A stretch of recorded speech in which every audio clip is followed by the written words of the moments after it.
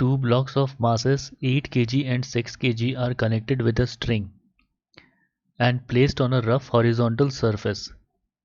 Surface itself is accelerating up with 2 meters per second square. Two forces 60 Newton each are acting on the two blocks as shown in figure. Friction coefficient for 8 kg is 0.5 and that for 6 kg is 0.6. तो tension in the string is, ठीक है। तो यहाँ पर ये tension निकालने के लिए, ठीक है, सबसे पहले देख लो कि तुम्हारा ये पूरा सिस्टम जो है ये तुम्हारा 2 मीटर्स पर सेकेंड स्क्वायर एक्सेलरेशन से ऊपर की तरफ जा रहा है। 8 kg और सरफेस के बीच में कोफिशिएंट ऑफ फ्रिक्शन 0.5 है और 6 kg और सरफेस के बीच में 0.6 है, ठीक है। तो ऐसे में जो ये ब्लॉक है 8 kg, ठीक है, ये चूँकि 2 मीटर पर सेकेंड स्क्वायर एक्सेलरेशन ऊपर की तरफ जा रहा है तो इस पर नीचे की तरफ स्यूडो फोर्स लगेगा और नीचे की तरफ ऑलरेडी इसका वेट काम कर रहा है प्लस स्यूडो फोर्स लगेगा। तो इसका यहाँ पे ये जो नॉर्मल रिएक्शन हो गया वो तुम्हारा हो गया N1, ओके। और जो तुम्हारा दूसरा बॉडी है 6 kg बॉडी, ये भी तुम्हारा ऊपर की तरफ जा रहा है 2 मीटर पर सेकेंड स्क्वायर एक्सेलरेशन की वजह से, तो नीचे की तरफ इस पर स्यूडो फोर्स लगेगा अलॉन्ग विद इट्स वेट, तो 6g प्लस 6 इंटू ए। और ये तुम्हारा हो गया नॉर्मल रिएक्शन ऊपर की तरफ N2, ठीक है। तो इस पे जो भी तुम्हारा फ्रिक्शन फोर्स लग रहा होगा that F1 is equal to mu तुम्हारा कितना है, देखो यहाँ पे 0.5, तो लिख सकते हैं 0.5 N1। और इसके लिए जो भी तुम्हारा फ्रिक्शन फोर्स लग रहा होगा F2 इज इक्वल टू, इसके लिए कोफिशिएंट ऑफ फ्रिक्शन कितना है 0.6 इंटू N2, ठीक है। तो यहाँ पे N1 का वैल्यू कैलकुलेट कर लेते हैं जल्दी से। N1 is equal to this thing और यहाँ पे N2 is equal to this. तो N1 क्या हो जाएगा यहाँ पे 80 प्लस ए तुम्हारा 2 है तो 8 2 16, तो N1 is equal to 96, N2 is equal to तुम्हारा क्या हो गया 60 प्लस 6 इंटू ए, कितना हो गया तुम्हारा 12, तो N2 इज इक्वल टू 72, ठीक है। तो अब तुम्हारा फ्रिक्शन फोर्स का वैल्यू निकाल लो, F1 is equal to 0.5 into N1 और यहाँ पे क्या है F2 is equal to 0.6 into N2। तो यहाँ पर अगर वैल्यू सब्सटीट्यूट करें N1 का तो तुम्हारा आ जाएगा कितना 48 न्यूटन, ये तुम्हारा हो गया फ्रिक्शन फोर्स जो कि 8 kg ब्लॉक पे लग सकता है, लिमिटिंग वैल्यू फ्रिक्शन का। और F2 इज इक्वल टू तुम्हारा क्या हो जाएगा 0.6 इंटू N2 का वैल्यू कितना था 72, तो इसको सब्सटीट्यूट करने पे आएगा तुम्हारा 43.2 न्यूटन, ओके। तो मान लेते हैं कि तुम्हारा अब देखो यहाँ पे 8 kg जो ब्लॉक है 8 kg ब्लॉक पे तुम्हारा लेफ्ट के साइड में तुम्हारा 60 न्यूटन लग रहा है, ठीक है। तो ऐसे में ये जो F1 फ्रिक्शन फोर्स है वो किस तरफ लगेगा, ये F1 फ्रिक्शन फोर्स तुम्हारा 8 kg ब्लॉक में इस तरफ लगेगा, ठीक है।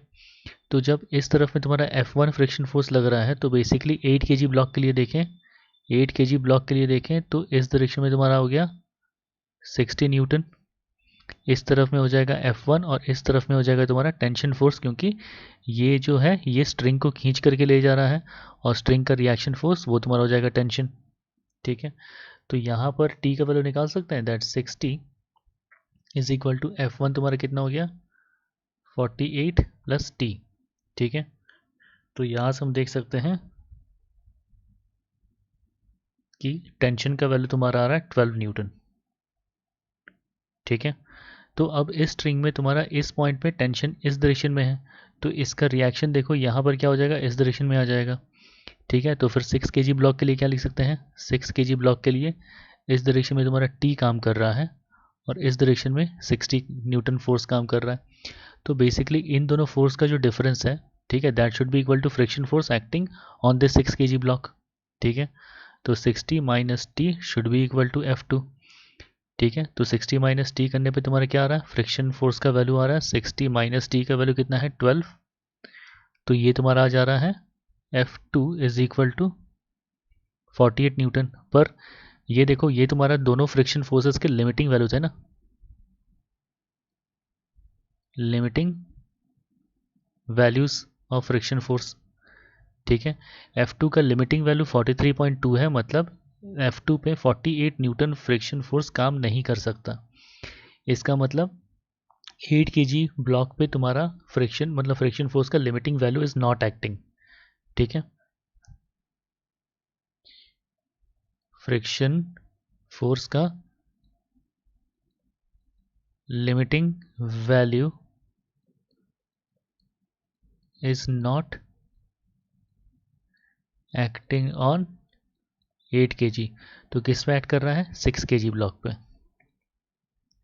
It is acting on 6 kg। ठीक है, friction force limiting value is not acting on 8 kg, it is acting on 6 kg। ठीक है,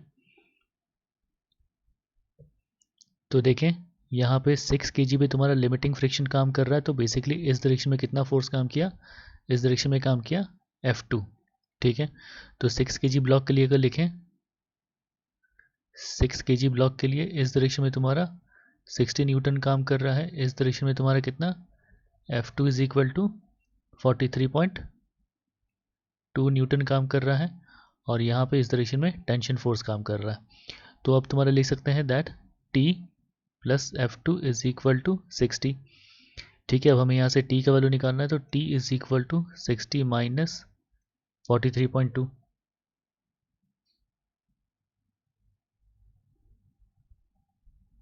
ठीक है, तो यहाँ पे T का वैल्यू तुम्हारा आ रहा है T is equal to 16.8 Newton.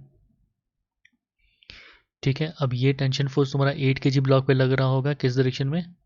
8 kg block पे टेंशन फोर्स इस डायरेक्शन में लग रहा है, और इस डायरेक्शन में एक्सटर्नल फोर्स लग रहा है 60 न्यूटन। तो इन दोनों फोर्सेस का डिफरेंस जो होगा 60 minus T should be equal to friction force acting on 8 kg block. तो यहाँ पे क्या हो जाएगा? 60 माइनस टेंशन का वैल्यू कितना आया? 16.8, दैट इज इक्वल टू कितना हो जाएगा?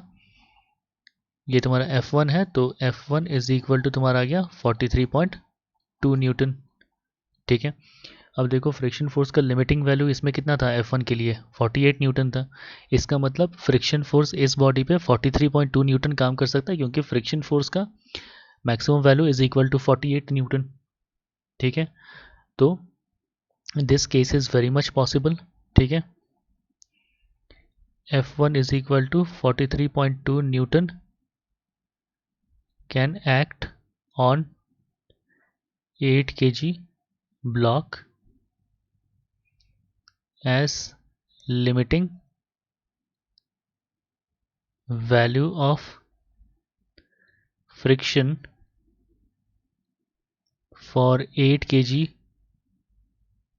block is कितना है तुम्हारा? कितना था तुम्हारा? 48 न्यूटन। ठीक है, तो ये फ्रिक्शन फोर्स काम कर सकता है, तो ऐसे में टेंशन फोर्स का रिस्पेक्टिव वैल्यू कितना आया? 16.8 newton. So tension is equal to 16.8 newton. ठीक है, this is the final answer to this given problem. तो देख लेते हैं इसका करेक्ट ऑप्शन कौन सा होगा। Option D is the correct option. Option D is the correct option.